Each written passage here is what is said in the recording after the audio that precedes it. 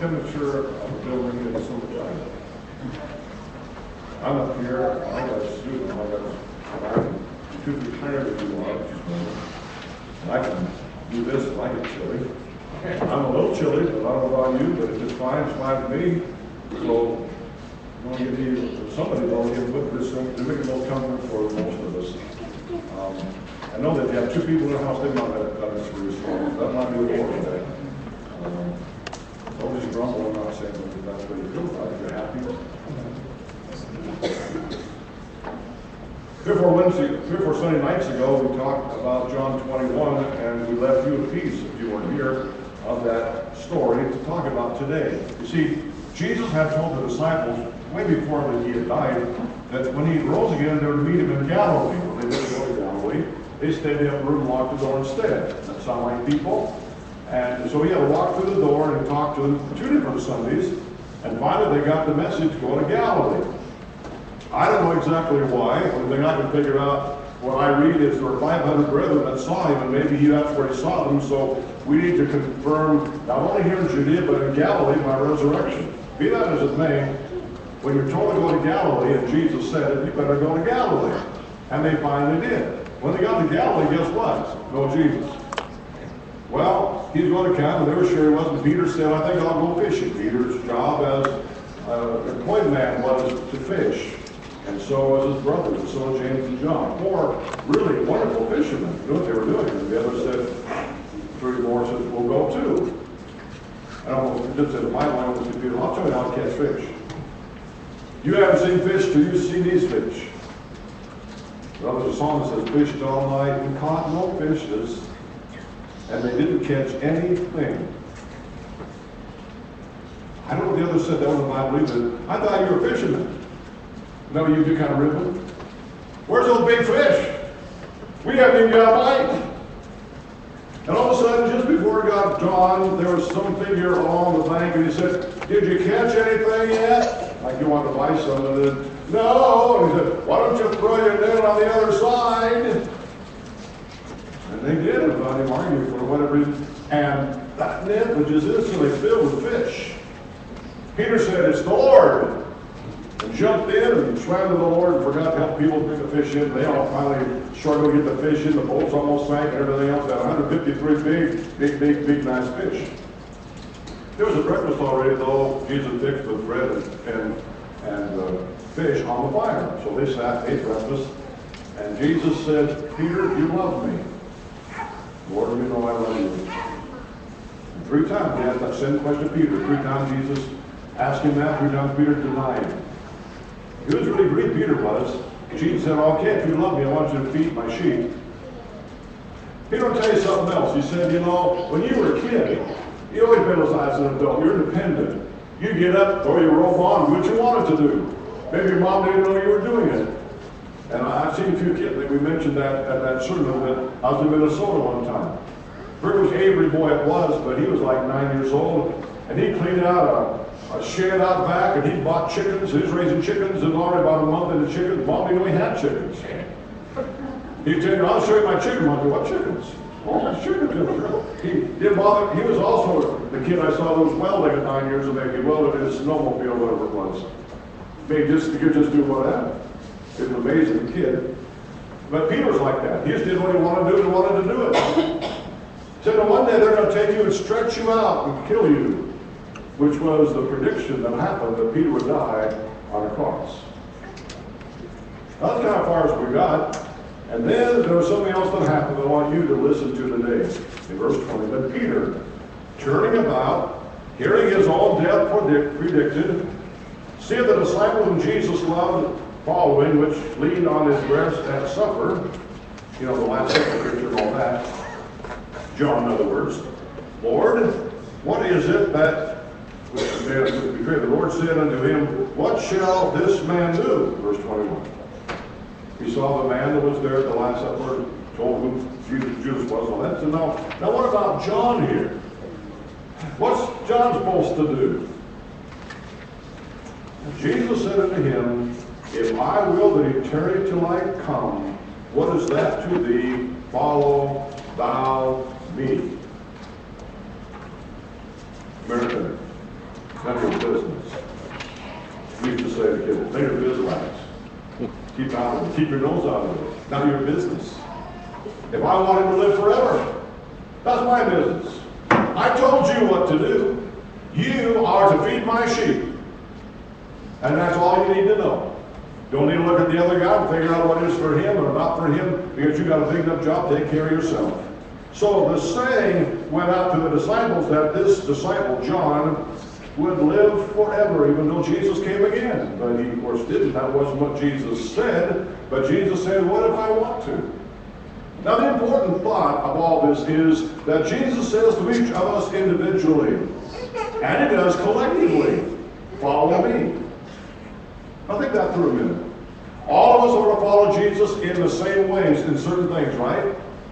The Lord says, I want you to be pure in heart. Now, how many of those supposed to, are only half is supposed to be pure in heart, the rest cannot? No, that's a teaching. We're all supposed to be pure in heart.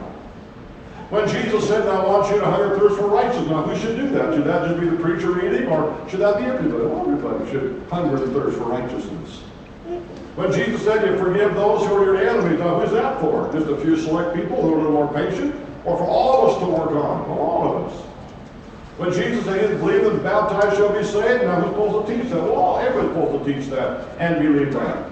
And on we go. So you understand that the doctrines, the teachings, and the instruction of Christ are the same for all people. I'm not talking about that today. We're talking today about your individuality and who you're supposed to be for Christ. Hasn't somebody told you sometime or other that even your fingerprints differ from everybody else's fingerprints? What's that mean? Well, you're an individual.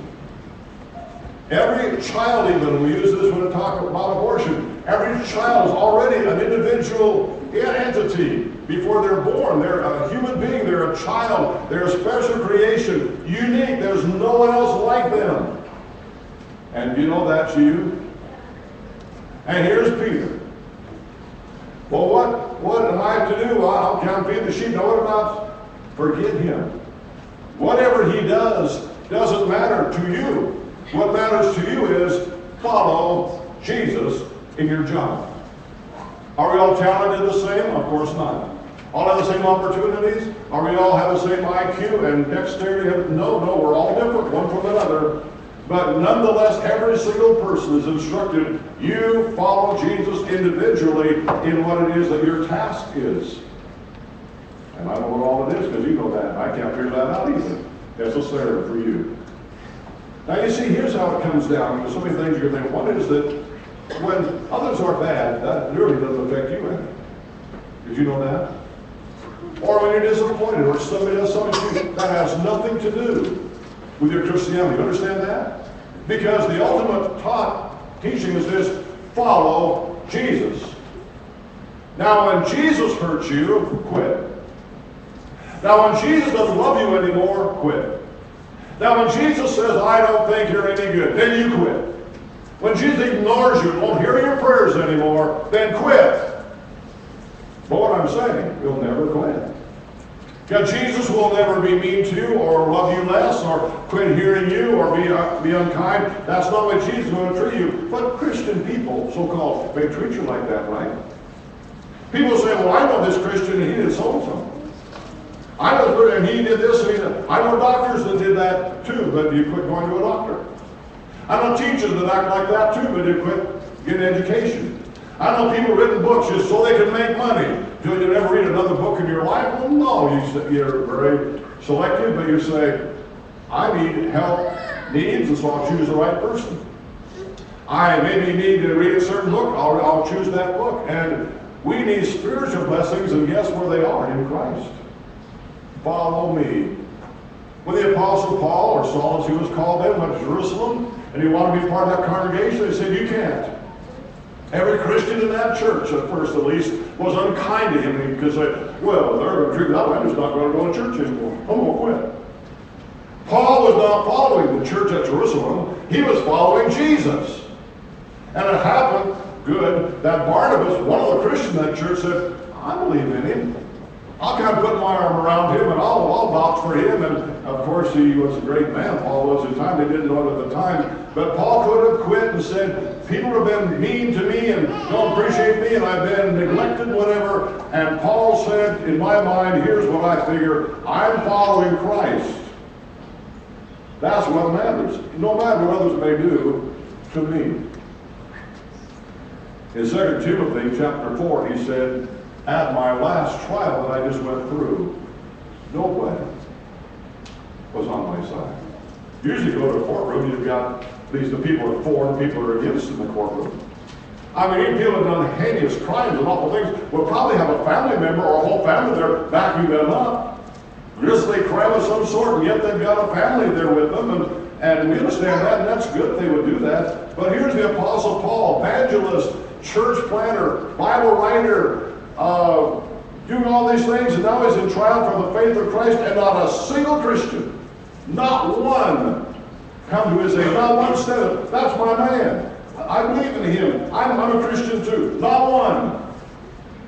What Paul said, I'm quitting being an evangelist. I'm quitting this preaching. I don't care if it goes to hell because they are not helping me. Paul said, nevertheless, the Lord stood by me. That's what he said. Isn't that your attitude? No matter what happens, no matter how bad it gets, what another Christian does, no matter what happens in how humans treat you, nevertheless, Jesus treats me right. I'm going to follow him. But also sometimes when others are better. Well, I can't do as good as so-and-so. Do you have to? Why would you have to? Well, that's human. If I can't do it perfectly, I won't do it. That's a perfectionist type person. Or I just feel if I can't really sing really well, or I just can't really do this or that real well, then I just won't do it at all. Well, the Lord's given you an ability and talent and to a certain level, and He expects you to use what you have the way you can use it. And sometimes we're not gifted to do certain things. I know that probably it's not very hard to put a thermocouple in. Most people probably can do that. But I opted not to try that yet because I've never done that. I don't want to blow the house up exactly, then you can't. So I think Jeff will be eating my house up doing it. I think I know somebody, maybe Tim could do it too, that could put a simple thermocouple in. Not my particular talent. It made it out while we were good, I think. But it's just the way it is. It's his life. Others can do the same things better. Well, the Apostle Paul, he can do so much more. Does that mean that Peter doesn't try, or Andrew? Well, hey, I'm Bartholomew. They never write in the Bible book of Acts about me, Bartholomew. You know what I did, so I guess it's not worth, but that doesn't matter. Do you do it because you want to be honored? Do you do it to show off, so people say you're great, or you do it just simply because you're following Jesus and you want to do it for Him? That's the point. And there are people and there are situations that only you have an opportunity. You realize that? Only you know this person. Of all the people in this room, you're the only person that knows that one. You're the only person they will listen to. If I would knock on their door, they might not open it. They say, what do you want? Or get out of here, or different things I've heard from different people. But somebody can get to that door that knows them. Somebody can talk to them, hopefully, and you might be that person. There are people that are in need around you. I don't know that they have a need, but you know that. You know that there's a difficulty here. You know there's a person that needs some encouragement. I may not even know, but you know that. And guess what? The Lord says, now, I want you to follow me and be my person in that situation. In 1 Corinthians chapter 12, the Apostle Paul tried to draw this comparison to the early church of a body and the different members and how they all work together. And it's very important that we would have that same understanding. He tells us, for example, in verse 14 of 1 Corinthians 12, for the body is not one member, but many. How many different members do you have in your body? How many different parts are there? Well, I don't know. There's lots of bones, and then there's the skin and muscles and organs of all kinds, and they all work together in some form, and some things you see and some things you don't. Have you looked at your pancreas lately? Oh, I don't know. We're not really sure where it's at and what it does, but I'm glad I have it and glad it's working. All right, it's plugged away. If you don't have it working right, you're in trouble. But oh yeah, you clean your eyes out this morning, put glasses on, and you see them. They're pretty visible. Different members do different things. But if the foot shall say, because I'm not the hand, I am not of the body, is it therefore not of the body? I'm just the foot, and I don't seem to get too much action, and too many people talk about me. If they ever talk about me, it's always bad. What big feet they have, smell bad. So I'm kind of a lowly member, so I just quit. Well, if your feet quit, that's not good. Or the ear says, I'm not the eye, I'm not of the body. Is it therefore not of the body? The ear got kind of upset. People will say, doesn't you have the prettiest eyes I hardly ever heard? Doesn't she have the prettiest ears? You ever heard that? You got big ears. When I have a taxi cab going on the street, the doors open, or whatever they will say. It's just big ears, and so they try to hide them or whatever. But you know, when it comes to eyes, that seems to be, well, they just try to pretty them all up and all that. Do they have ear makeup? You ever heard about it? Well, they might by now, but you put a earring on it. But you know, the ear is not the eye in most people's estimation, and so the ear got kind of upset. But hey, you want to do without your ears? I know. I like to hear stuff, music, and people talking to you, kids and all that. I want to hear it. If the whole body were an eye, where would be the hearing? One big old eyeball rolling down the road. Ooh. What's going to how do you get the cinders out of that eyeball? Who's going to nourish that eyeball? Well, it's nice to have a nice eyeball, but you need far more than that. And we're talking about the body, us. Just like we're sitting there with Jesus, and he said, and you follow me. You follow me. You've all got a different job to do. It's important that you do your job, that you function. Not all the same. Not everybody will know what you do. Sometimes you do things, don't even know that you did it. But it's important to do it because why? You're following him. That's a key word. See, that's where the Christians will flourish. That's what keeps it a Christian. I'm following him. If you follow him, then you do the right thing, regardless of whether others do or don't, or whether you get honored or not, or whatever, notice, whatever, because you're following him. And that's what he said. And don't worry about, well, what about him? What about the person not doing so? He misses church, and he does this, and not. You know, with me, you can help him, encourage him, but that's not your job so much. You follow Jesus, and not worry so much about everybody else, except to help him, and not worry about him so much. So, if, verse 17, the whole were hearing, big old ear, you couldn't smell a rose. For real. But God set the members, every one of them, the body, as that pleased him. Aren't you glad your eyes are where they are? Aren't you glad you have a bowl over your eyes? You got something here to kind of catch the drips, and they come down so they don't get in your eyes somewhat? Aren't you glad that you have where you can see ahead? Aren't you glad you have a nose? It doesn't make sense you have a nose before you have a mouth so that you can smell food. You ever poured out milk, clabbered milk, didn't know? Oh, before you even had to taste it, you smell it. You know, God did that on purpose. There's a wisdom to all of that. God put all our members in a good spot. And so don't you think he did a good job with you? Bringing the church together and now giving each one a job to do. And he said, I've got this figured out how this is going to work. And so that's what he had. Now he goes on later and he says now, in verse 27, we are the body of Christ. We're talking about spiritual things here, and members in particular. We make up the whole body. God sent some of the church, first apostles and prophets and teachers and miracles and healings and helps and governments and various tongues. Is everybody the same thing? And of course the answer is no. They are not the same thing in any case at all. Each one has a certain place by way of a prophet or by of a work that has to be done. Now, somebody made a comparison that knows how the whole body works together because there are prophets and teachers and people that give and people do all kinds of things. And I'll try to tell the story as it was made up. We're having a birthday party for Fred. Fred's got another year over on us. We're having a birthday party for him, and George is going to bring the cake.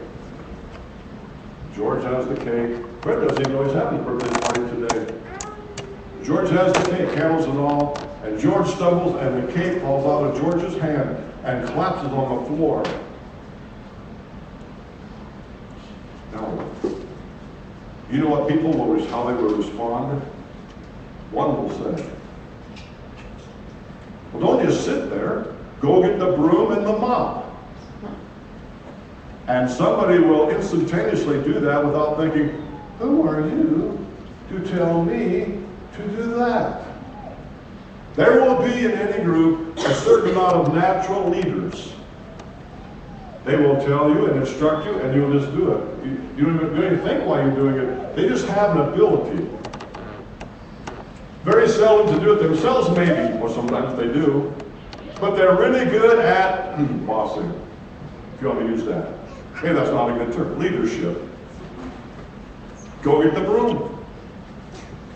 And the person who wants to get the broom has the ability of being a helper, and that's found in Corinthians as well. Helping is a good thing. The cleanup committee, in other words, sort of like, and there are people that respond. There's a need. These people have a need. Well, we need to help this person or that person, and they see a need. They've got a big, big heart to help people. Other people can't ever see the need. If they see that, they don't want to help because it's not part of them. But these people can just see a big need, and so they're cleaning up. And two different responses. George is feeling really bad. They ruined our party, dropped in the cake. So you know what somebody else does? They put their arm around George and on George. It's okay. We still have a good time anyway. And anyway, I've done that same thing myself.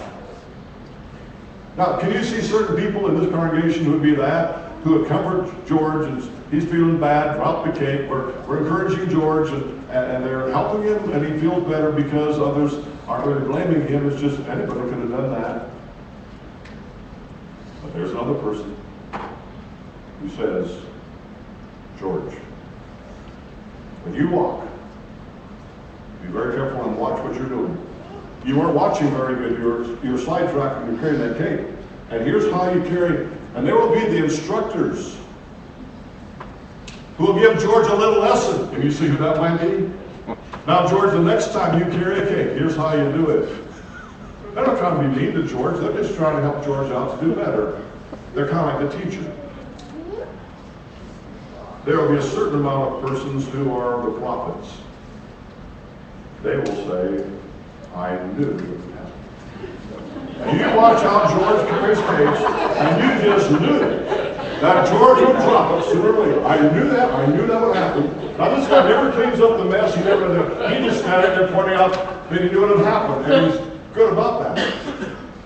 Even prophets in the Bible will tell you what's going to happen. But what if they were all that way? George would do all say that, and that would not be good.